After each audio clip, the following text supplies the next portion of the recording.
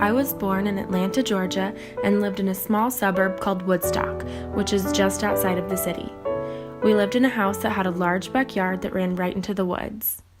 I never really used technology or watched TV as a kid, so during most of my free time, I was playing outside. I would play in the woods with my neighbor, I helped my dad in the garden, I made mud pies, I tried to train my dog to jump over logs, I loved to ride on the lawnmower, I played on my swing set, and I even collected bugs. Right before I started first grade, my dad got a new job and my family and I moved from Georgia to Orlando, Florida. While I loved how close we were to Disney World, I went from having a massive amount of space where I was free to roam to having a small patch of grass in front of our apartment complex. This was a huge shock to me as I was used to spending all of my time exploring outside. To appease my need for the outdoors, my parents and I created our own tradition of using the bike trails near our complex and biking to eat breakfast at our favorite restaurant called Le Peep.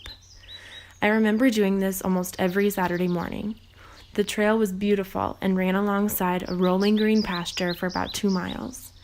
At breakfast, we would collect sugar cubes and feed horses in the pasture on our way back home. I loved this part of our weekends because we could spend time together while also being outside, which I was really missing from our old house.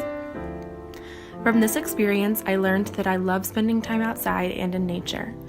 When I was removed from my house with the extensive outdoor opportunities, I could feel that something was missing in my life.